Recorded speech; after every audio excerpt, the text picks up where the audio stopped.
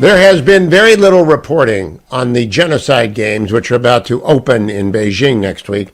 Very little reporting on who's paying for them and who is sponsoring for them. The best of it has come from the Washington Free Beacon, and a lot of it from my next guest. Matthew Foldi is a reporter at the Washington Free Beacon.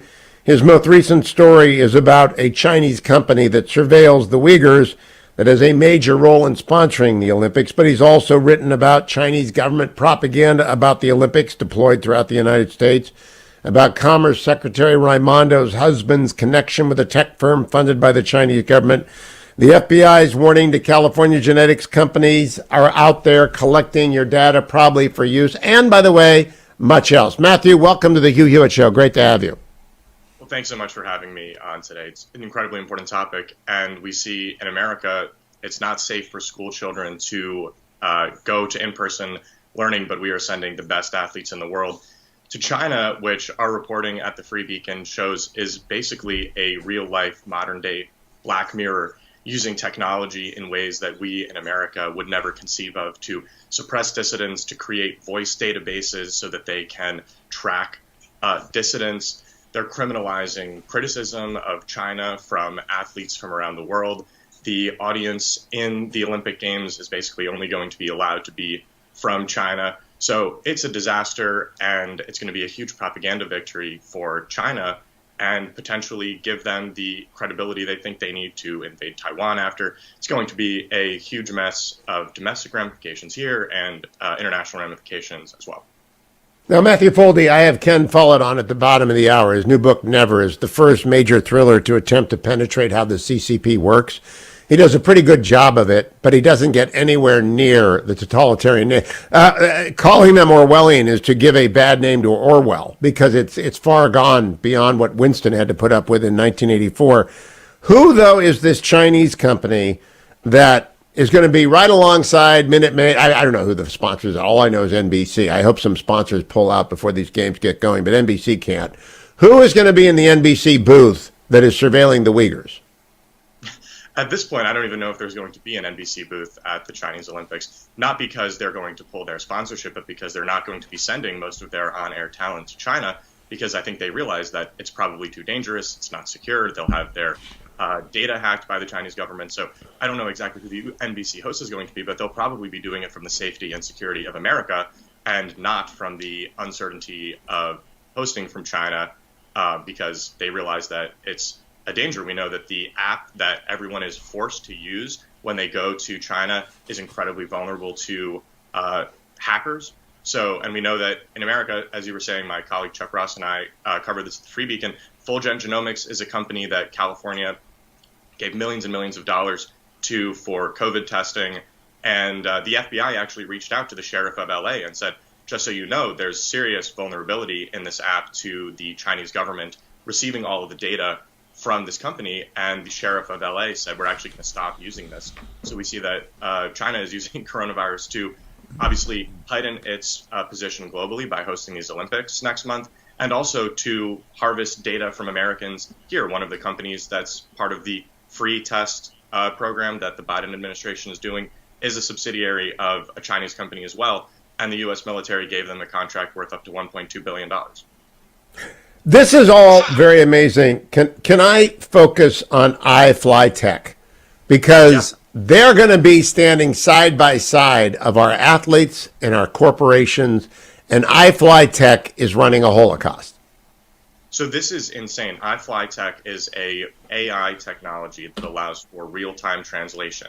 That sounds very innocuous, right? This sounds like a good thing, technology being used for good purposes. Well, human rights organizations like Human Rights Watch, which are normally very laser-focused on criticizing Israel, actually put out a report several years ago detailing how Ifly Tech is part of the Uyghur genocide, and it was actually a company sanctioned by the Trump administration. It's one of the exclusive suppliers of the Chinese Olympics, and this is how dystopian it gets. What it is, it allows for real-time translation, but the concern from human rights organizations is that it also allows for the Chinese government, which every Chinese company, of course, is intimately tied to the Chinese government. It allows for the Chinese government to create a voice database that they can then use to find political dissidents. This is what we're talking about. This is what the Biden administration is supporting, because they're mounting this weak diplomatic boycott But at the end of the day, it's going to hand the Chinese government a massive propaganda victory.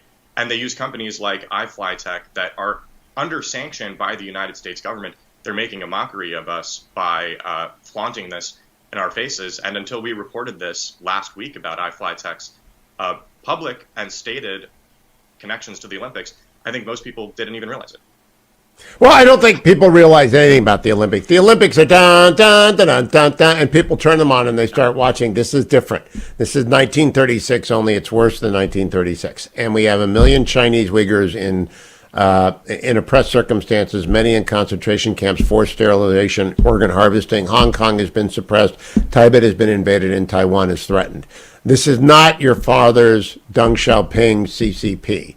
This is President Xi's CCP. Do you think it has any sponsor had the spine to say, no, thank you, I'm not going there? Because if they send their people to entertain, they're putting them at risk too.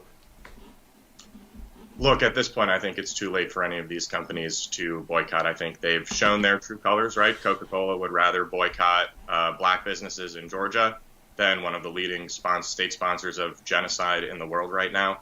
So they've shown that Chinese money is more important than supporting the states in which they are based. It would have been nice to see any sort of boycott, but I think that that's probably not in the cards, unfortunately. These companies clearly prioritize money from China over A, human rights, and B, their fellow Americans. Last question, Matthew, and take your time with this. Do you think the American people have any idea of the breadth and depth of the Chinese surveillance state and how aggressively it has pushed itself into American spaces? No, and I think that's mostly because it's hard for us to fathom that a government could do this to its own people. Obviously, we have the First Amendment that allows for dissent, which is a wonderful thing. Of course, there's no such thing like that in China. And much of the media is basically abetting the Chinese Communist Party in either its failure to cover what happens in China, or China simply makes it impossible, right? I mean, we saw with Wuhan, it's impossible to actually get real information out. And then once we do know what happens, we are sort of gaslit into believing that, oh, there's nothing to see here. So while most people in America probably don't know the extent of the Chinese surveillance state, I think most people in China probably don't realize the extent of the Chinese surveillance state. They just know that they live in it. But I don't fault us for not realizing it, but I think it is incumbent on us as journalists to cover this properly so that we can, when we are confronted with evil of this magnitude, Americans are able to realize that this is our greatest threat on a global stage, and it's going to use these Olympics coming up as a massive propaganda victory, and we should not lose sight of the country that we are actively supporting, and we should not lose sight of what also may come of this Olympics, again, whether it's China invading Taiwan, whether it's them just simply scoring a massive propaganda victory. China has taken over the continent of Africa before our very eyes, and the Biden administration currently is doing absolutely nothing about that, as far as I can tell. Our supply chains are heavily dependent on China. The U.S. government is contracting with Chinese companies that harvest data of Americans. So I don't think that the American people understand the threat, but I'm sure that the Biden administration currently does not understand the threat, and I think that's probably even more concerning. Okay, a bonus question, Matthew Foldi, and follow Matthew on Twitter at Matthew Foldi and the Free Beacon.